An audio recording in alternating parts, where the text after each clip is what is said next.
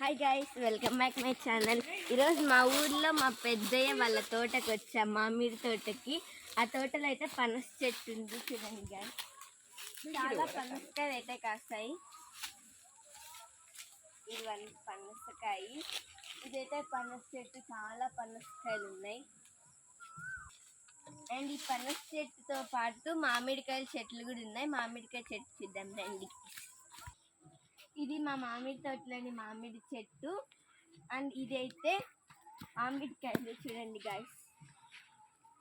Next మనం వేరే చెట్టు దగ్గరికి వెళ్దాం. మామిడి తోటలోని సపోటా చెట్టు అనమాట. చూడండి గాయస్, ఎన్ని సపోటాలు ఉన్నాయో. మేము వచ్చేదానికి మా పెద్దమ్మ వాళ్ళు సపోటాలు కొన్ని తినేసారనమాట. ఇవి ఉన్నాయి పచ్చివి.